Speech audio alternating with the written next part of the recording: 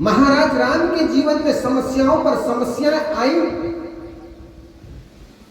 जरा सोचो उनके जीवन में कितनी कठिनाइयां आई। उनके जीवन वृत्तांत कहता है, शाम के समय उनके पिताजी ने कहा, बेटा तुम्हारे राजगद्दी होगी, राजतिलक।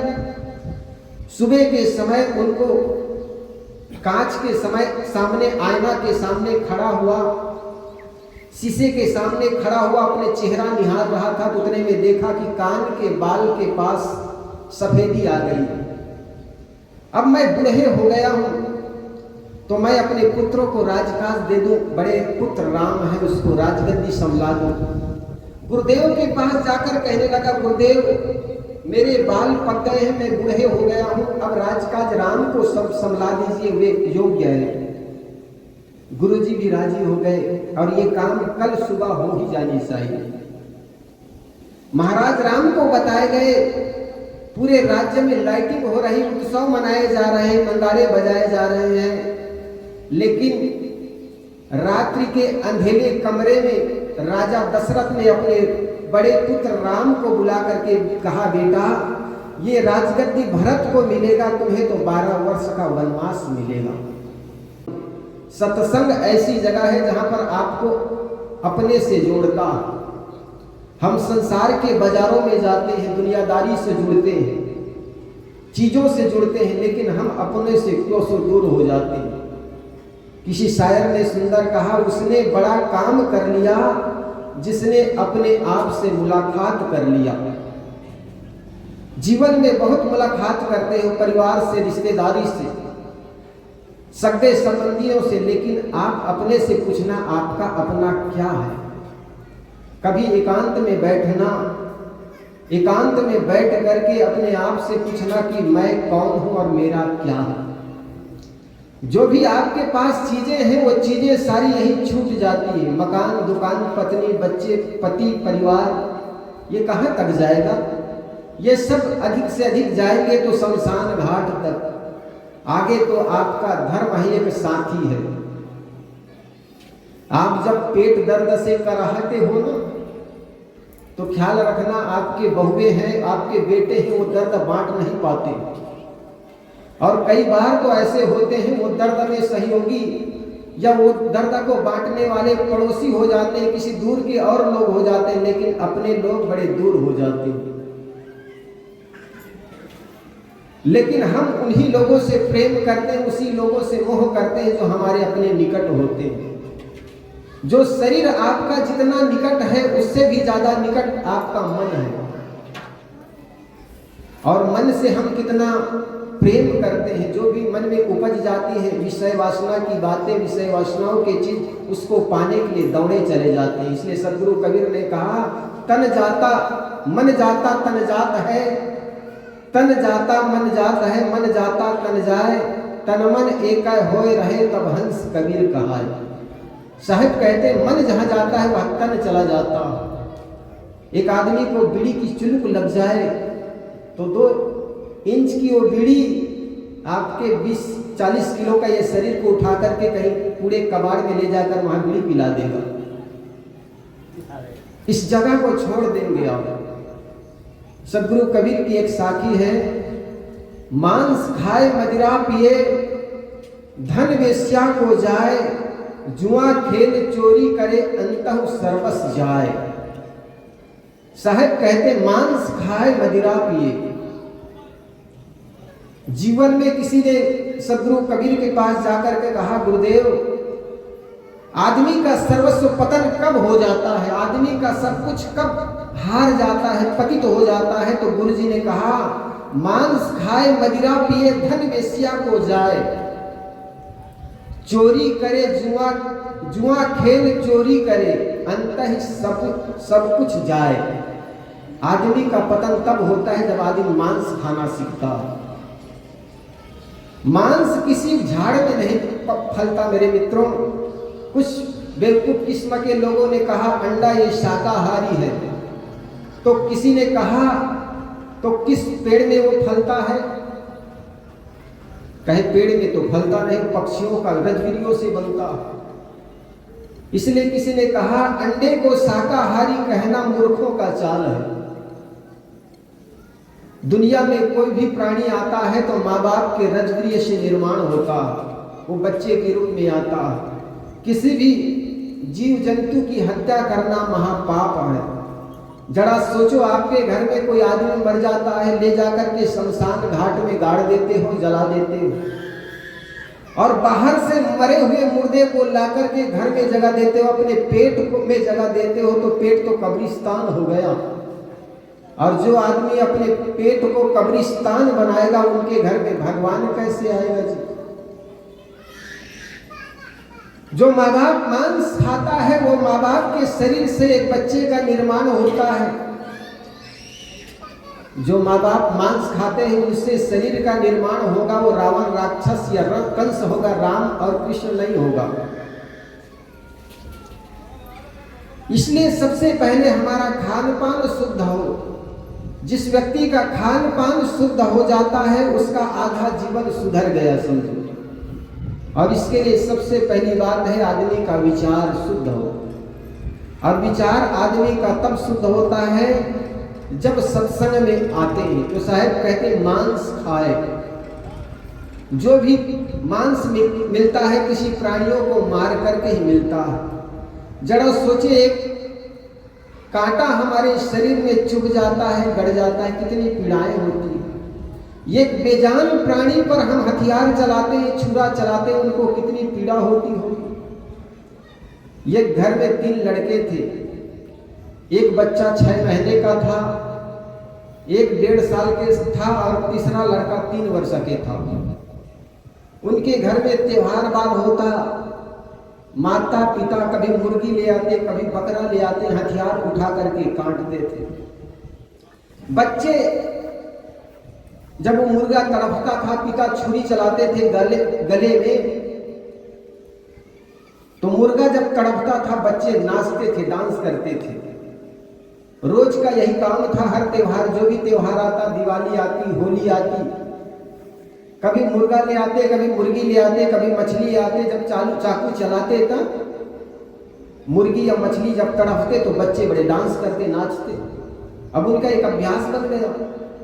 एक दिन की बात है, पिताजी ड्यूटी पर गए हुए थे, और दोनों भाई जो बड़े थे, चलने फिरने लायक था, ऊपर छत पर खेल रहे थे। खेलते खेलते एक के हाथ में चाकू मिल गया, कटारी, छुरी उनके हाथ में लग गया। तो बड़े लड़के ने कहा, देखो पिताजी मुर्गा लाते हैं, कैसे काटते हैं। तो बच्चे, जो छोटा था मंझला, उसके गले में ऐसे चलाने लगा। मंझला लड़के के गले में जैसे छुरी चलाने लगा, उन्होंने कहा, देख भाई मैं बताता हूँ, पिताजी मुर्गा काटते हैं तो कितना आनंद आता है, आज चलो खेल खेलते हैं।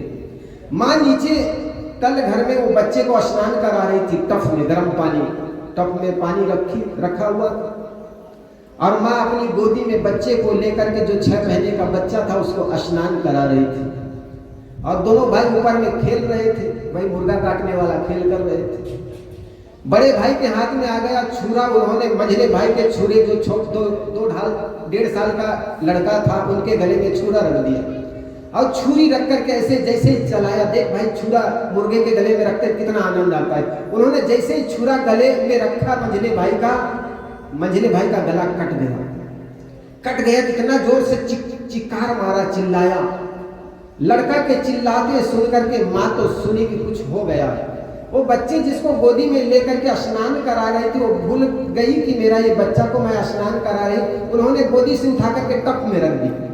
अब टप थोड़ा गहरा था, और ऊपर बच्चे आवाज जैसे किया तो माँ देखने चली गई। अब माँ जैसे ही आ रही, ये जान करके बड़े वाला लड़का तो एकदम तो छत से एकदम कूद गया धड़ाम से। बच्चे धड़ाम से गिरा, कूदा तो मर गया वो। और मंझले वाले लड़के के गले में छुरी चला दिया तो वो भी मर गया। नीचे वाला दौड़े दौड़े वो माँ नीचे आई तो टप के पानी से डूब करके छोटा बच्चा भी मर गया। एक साथ 3 बच्चे को उस माँ बाप ने खो दिया।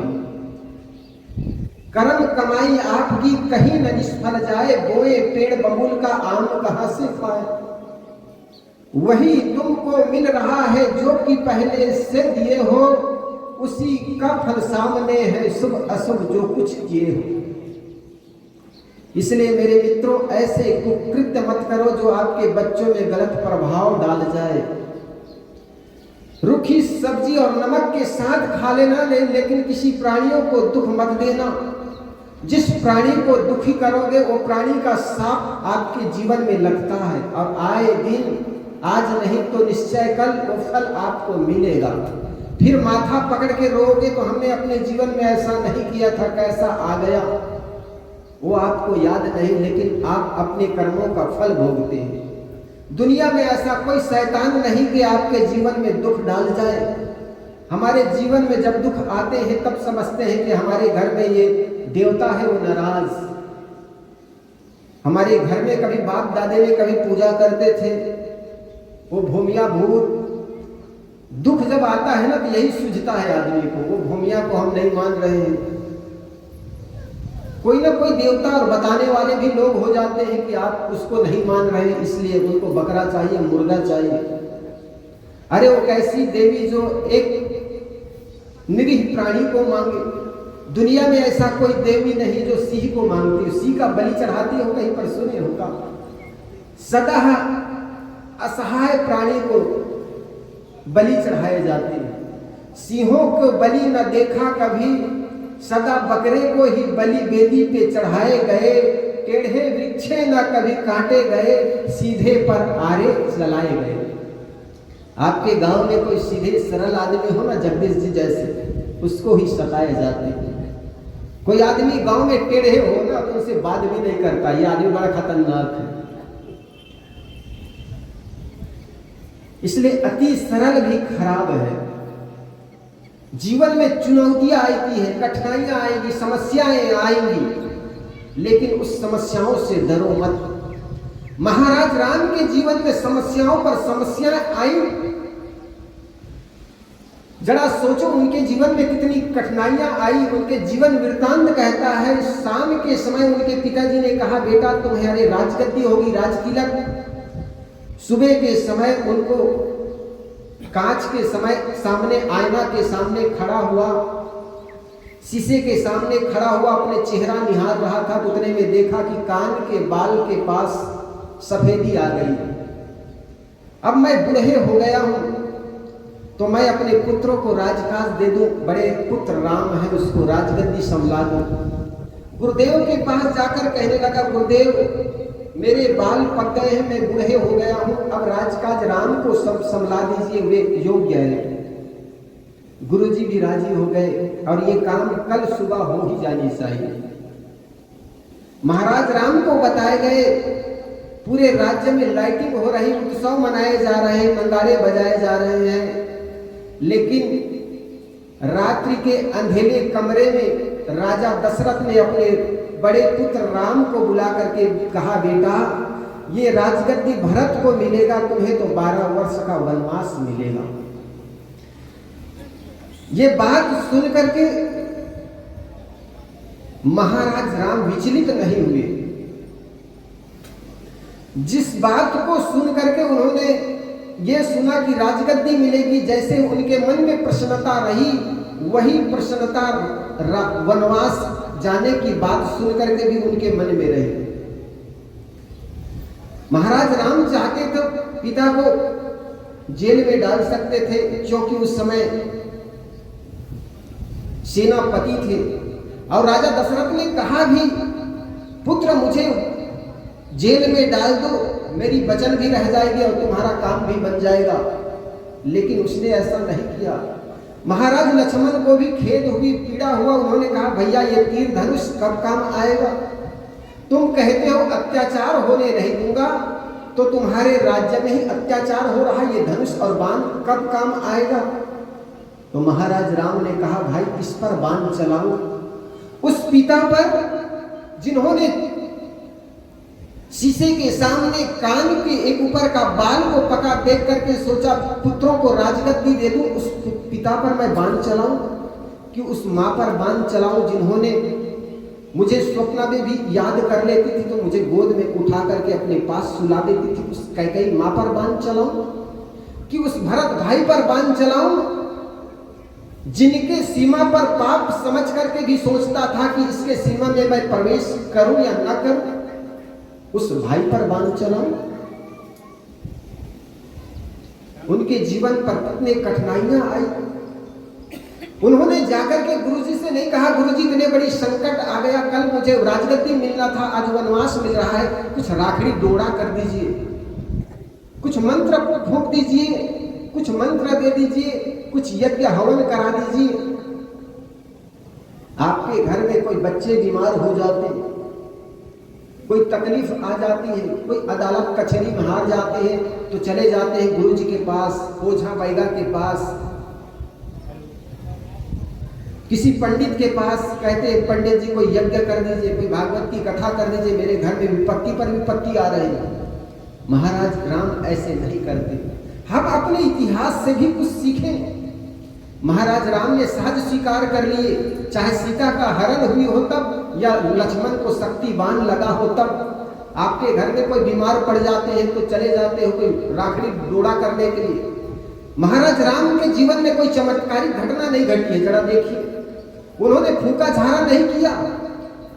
हनुमान जी को जड़ी बूटी भेजने के लिए धौलागिरी पर्वत भेज दिए और उस जड़ी बूटी से उनका इलाज किया। और हम चमत्कार को नमस्कार करते जाते चले जाते हैं, फूका झाड़े में लग जाते हैं, कोई माला ताबीज पहनने में लग जाते हैं।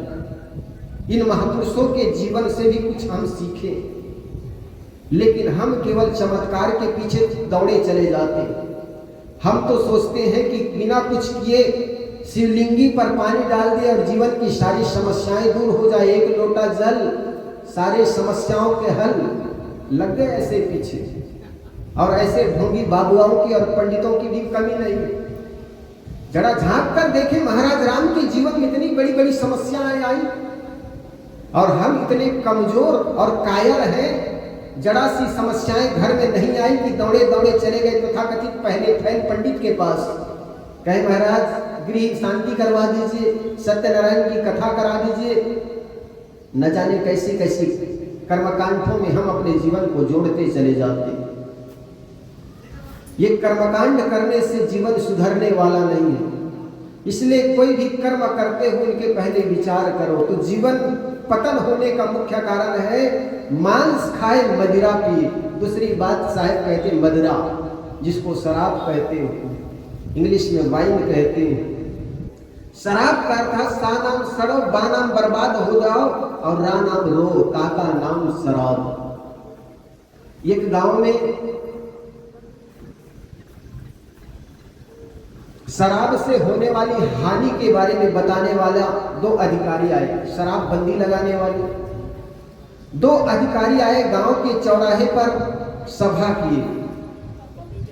सभा किए तो गांव के सारे लोग इकट्ठे हुए। पहले तो व्याख्यान दिए कि शराब पीने से हानियां होती हैं, घर के जेवरात बिक जाते हैं, धन बिक जाते हैं, जीवन खराब हो जाता है। उसके बाद उन्होंने एक प्रयोग किया। एक टेबल पर दो गिलास निकाले, दोनों गिलास में, एक गिलास में शराब भरा गया, दूसरे गिलास में पानी भरा गया। एक कीड़ा उठा करके पानी के गिलास में डाला। बोलिए सदगुरुदेव की जय। हमारा सत्संग कब तक चलेगा? 4 बजे तक। आपने कोई टेम बन जाए आज अनमोल 4:15 तक चला दो, 4:15। हाँ।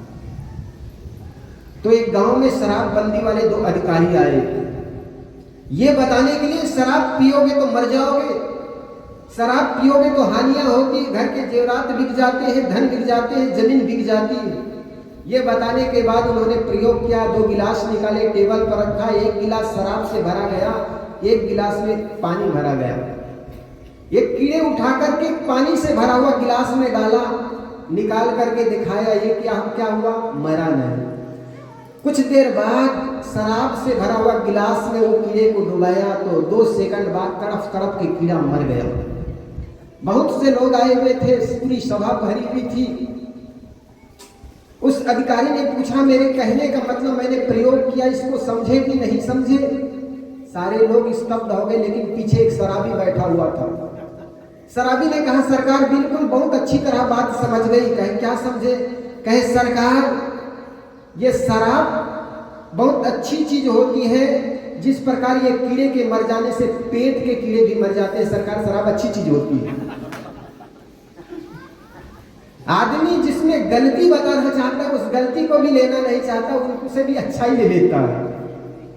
शराब की जो बुराई को बताना चाहता है कि शराब से जिस प्रकार डुबाने से कीड़े मर गए, इसी प्रकार भले आदमी तुम भी मर जाओगे, लेकिन उस बुराई में भी उसको अच्छा ही दिखने लगता है कि शराब अच्छी होती है सरकार, ये कीड़े मर जाते हैं और पेट के कीड़े सब मर जाते हैं। उसने माथा ठोक लिया, अरे भले आदमी ये कीड़े मर जाने की नहीं, तू मर जाएगी इसकी चिंता है मुझे।